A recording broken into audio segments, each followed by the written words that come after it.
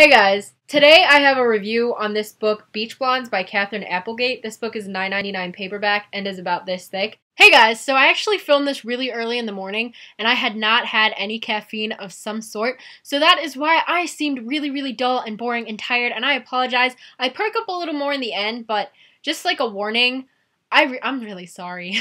And I also really didn't like the book, so I wasn't really that excited to make it, but I hope you enjoy the video anyway. Bye! This is going to be a completely unscripted review. The only videos that I've ever made that have been scripted are a few of the review videos I made, and I probably should have made some notes for this book especially since so much happened, but I'm just gonna go with it because I want to make a video today for you. By the way, do you guys like my nails? They're patriotic. Sorry about the lighting, by the way. It's a very gloomy day outside. The sun isn't really out. I was debating on whether or not I would do this with my curtains open or not, because the lighting is just washing me out, but it's better than nothing. It's washing this book out a lot too. Beach Blondes is the kind of title that people give their books so it sells. This title has nothing to do with the book, and I mean, okay, I'm just maybe getting annoyed easily, but whatever. If you want to just know my overall thoughts on the book, I would recommend just borrowing it or trying your best to find this at a used bookstore. Definitely don't go out and buy a brand new copy because I don't think this book was worth it. It's not that I didn't enjoy it at all. It was just entirely, I did not like this book. I wouldn't recommend it, and I wouldn't reread it ever. And I probably wouldn't be giving it such a negative first impression if I hadn't read the first 30 pages in this book, Tan Lines, which is the second book in Beach Blondes. And honestly, after finishing this, I picked this one up right away because I wanted to know what happens.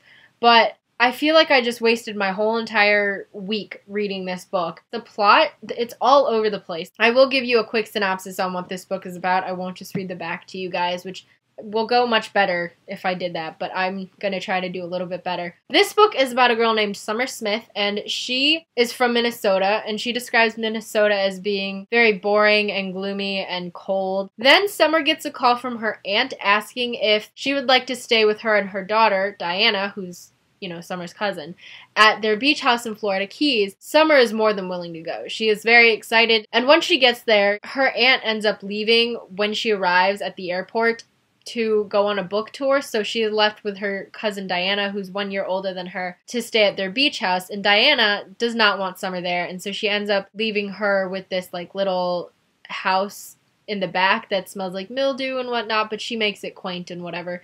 But on her way there, on the plane ride to Florida Keys, Summer meets this fortune teller lady who reads tarot cards or something like that, and she doesn't believe in what she's saying, but she tells her anyway that she is going to be meeting 3 guys. One who is mysterious, one who is dangerous, and one who is perfect. And sure enough, she meets these 3 guys. Now, the problem that I have with the back description on this book is that you think it's just going to be about Summer's summer. But you see the views of a lot of other characters. You see it from hers, Diana's, Seth's, Adam's, Marquez, just everybody. And there is no major plot. Reading this book was like watching 1 or 2 seasons of a TV show because it's constantly changing. Things are constantly going one way and the other. When I first started this, I was thinking, oh, it's kind of like how a movie would be told, but it's more like how a TV show would be told. Emotions were going one way and then it would just completely turn, and plots were going one way and then it would just completely turn. I wouldn't say it was very complicated or confusing. It was just all over the place. Certain parts in the book were very enjoyable, her relationship with her and someone else, and her kind of interacting more with Diana, and then finding out what happens with Diana, and just meeting Marquez and the friendship they had, and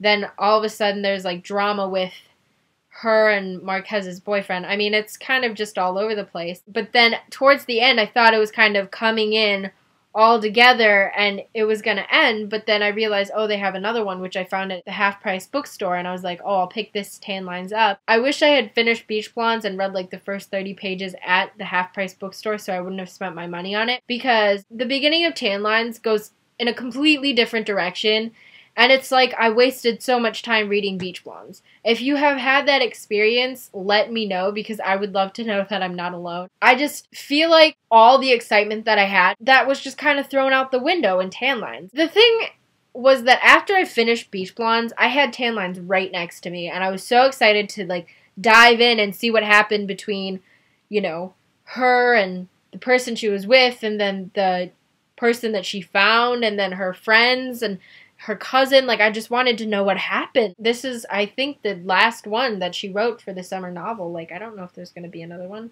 When did this even come out? I feel like this has been out for a while. I don't know. I wanted so badly. I wanted to so badly finish this book. The first 20 pages, I was like, no.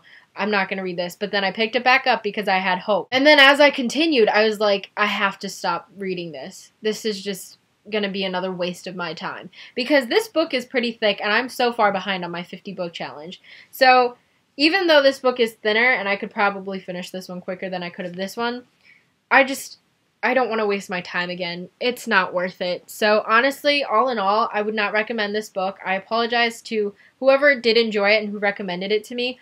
I know that a few people said that it was good and I should read it. They didn't say it was like, oh my god, it was so amazing, you have to pick it up. But just out of curiosity, for those of you who have read the first one or who recommended it to me or whatever, have you read the second one? Did you enjoy it? Did you like it? I also don't like the cover to tan lines. Like, what is this? And what happened to beach blondes? Now they're all brunette. Anyway, I forgot to mention, the book I am currently reading is called Dare You To by Katie McGarry. This one is $17.99 hardcover and is about this thick. I didn't realize this was told from Beth's point of view, which she was actually in the first book, which was Pushing the Limits. I don't know if you have to read them in a certain order. Anyway, this is the second book in the Pushing the Limits series. I don't really know what it's going to be called. But that is all I have to share with you guys in this video. I hope you have a very fun and safe 4th of July / Independence Day if you are American, of course. And I also hope you guys have a great rest of your day, and I will talk to you soon. Bye!